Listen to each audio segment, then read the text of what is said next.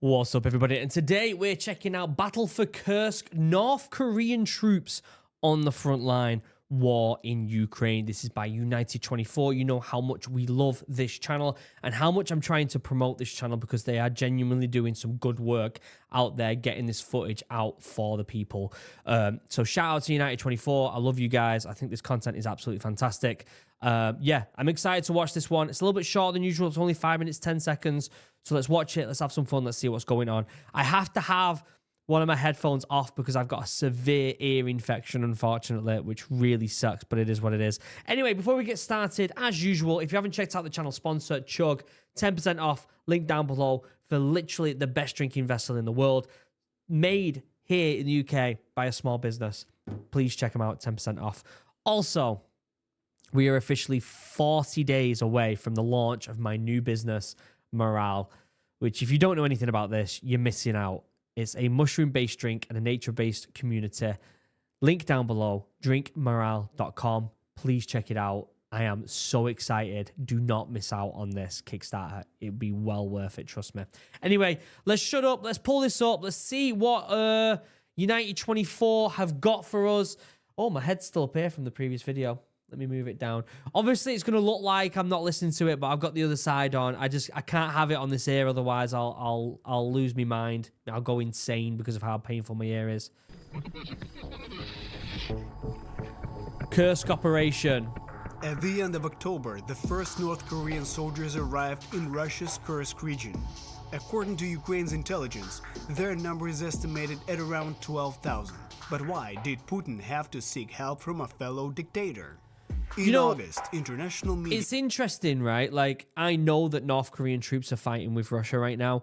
I actually don't know the politics behind... I mean, obviously, I know that North Korea and Russia are allies and all that stuff. I just don't know the politics behind why North Korea decided to put their troops on the line for Russia. I don't know too much about it. I haven't read too much into it. So I'm hoping to get a bit of information from this video. Erupted with news of Ukrainians breaking through the Russian border. Yeah. Russians reported that these attempts were of course successfully repelled, as they claimed daily. However, it seems the Ukrainians didn't read those reports, as they still remain on enemy territory. So how was the Kursk operation prepared and carried out, forcing Putin to invite foreign troops onto Russian soil? It's insane that if Putin said we need your troops, that Russia are lacking that much. Like, surely Russia are not severely lacking enough to have to go to North Korea and ask for help. It just makes no sense. So is North Korea doing it just to try and become even more allied with Russia? We know both countries hate the Western kind of mindset. It's just a very interesting political move by North Korea, in my opinion. The I don't think operation was planned Russia with neither. extreme secrecy. Equipment was hidden in forests, and troop movements were disguised as pre-announced military exercises. On August 6th, several groups of Ukrainians crossed the border in Russia's Sudzha and Korenevo districts. Almost immediately, fighters from the 80th Assault Brigade, supported by a tank, seized the Russian border checkpoint Sudzha and captured dozens of Russian soldiers. Wow. The border was mainly defended by inexperienced conscripts and the publicized Akhmat unit of Kadyrov, rarely seen in real combat. They couldn't stop the surprise Ukrainian breakthrough. One of the key assault units was the 225th Separate Assault Battalion, highly experienced fighters who previously fought in Kharkiv, Bakhmut, Makiyivka, Gorlivka, Avdiivka, and Chasiv Yar. Wow. Within the first day, Ukrainian forces controlled 11 settlements and advanced 15 kilometers into Russian territory. Now, I have seen a lot of people saying, hey, you're watching a lot of Ukrainian positive stories here and you're not looking at the Russian side of it. But the truth is, I don't really want to look at the Russian side of it, most importantly. But the truth is, like, Ukraine is such a small country compared to Russia.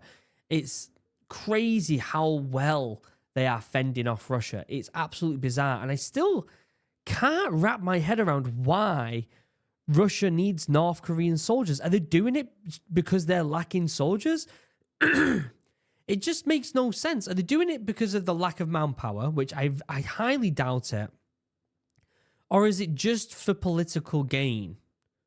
Because if it is, I mean, it's North Korea at the end of the day, so like them putting people's lives at risk to support themselves is not a unthought of thing for them.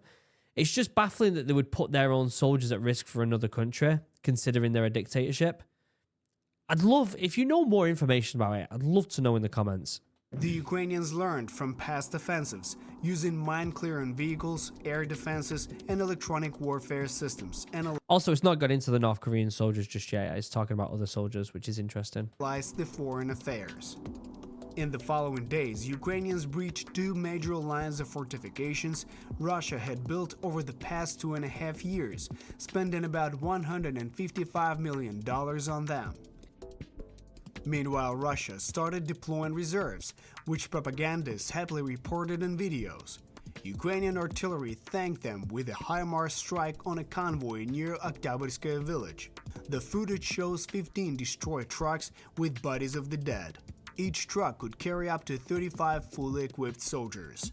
Russia also suffered heavy losses in equipment. On August 7th, possibly for the first time in history, a helicopter was downed by an FPV drone. Wow. Later, footage of another such strike was published. A helicopter was downed by a drone? That's insane. A land lease of a kind had also traditionally happened. Like, think about the expense difference there. A helicopter, an attack helicopter versus a drone. And it got downed. That's just blown my mind. In the first weeks of the operation, the 80th Brigade paratroopers captured 7 Russian tanks of various models in the Kursk region. By August 11th, reports suggested that Ukrainian tactics were changing. After fast breakthroughs using vehicles on roads, they began preparing to hold the territory. Forbes reported that Ukrainian and Russian forces started digging in. Isn't it absolutely insane that this has been going on now since when was it? Was it the beginning of 2022? So it's been 3 years now, and Ukraine are still holding their own. It's super impressive. Now, I understand Ukraine's getting a lot of funding from America and Europe and all that other stuff. But the truth is, they're still holding their own against Russia. It's so impressive. I don't know whether it's more impressive on Ukraine or more damning on Russia.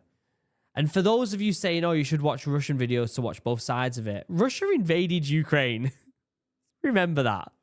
Russia tried to invade Ukraine. And they have, to some extent, been successful in some regions. But Ukraine's holding their own. They're fighting for their own territory, which is very impressive.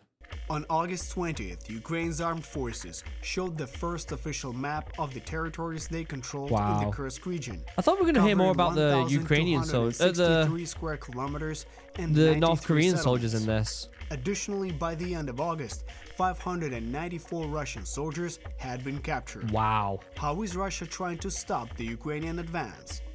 Russian command redeployed thousands of troops to Kursk from other fronts, including the tough Pokrovsk direction.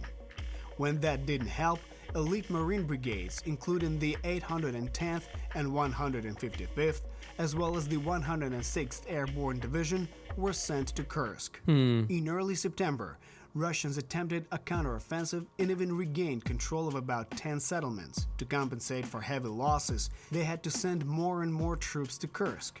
By early October, Ukrainian commander Syrsky noted that Russia had sent 50,000 soldiers there, not including North Koreans. So that's the only time it's mentioned North Korean in here. I think I need to watch another video on North Korean soldiers, and if you've got recommendations, let me know in the comments, okay? I genuinely really want to know more about it. I'm not saying that's United 24's fault. It says North Korean troops on the front line, and so my presumption is this video had more to do with that, but it hasn't. Sources report that Putin ordered his forces to push the Ukrainian armed forces out of the Kursk region by mid-October. The plan failed, and the Russian dictator had to turn to his North Korean totalitarian counterpart. Wow. Putin is sending more forces to this front, while Syrsky outlined 5 key goals for Ukraine's Kursk operation. So it is literally because Russia's struggling. Like, they're struggling, so they had to ask North Korea. That is absolutely insane. If that is the truth, that Russia are struggling so much they've had to ask North Korea for troops, that is crazy. And it shows that their numbers are dwindling. Deny Russia the use of the border region as a platform for a new offensive. Distract Russian forces from other directions. Create a security zone and prevent shelling of civilian targets. Capture as many enemy troops as possible. Boost the morale of Ukrainians. Boost the morale. Hey, do you know what I should do? I should send a bunch of morale over to the lads in Ukraine. When it goes live, this drink, and I get a few batches. In fact, United24, I know you watch these videos. Send me an email. When this goes live, I will send a bunch of morale over to you guys. All right? Let me know. Let me know. Email me. Great video. Ukrainians continue to carry out their plan to bring the war to enemy territory. Now Russians have to bomb and shell their own towns. Because them towns have just been flattened, haven't they? Great video again by United24. I feel like I have a lot of questions about the politics that's going on around this right now. I feel like I watch a lot of military footage.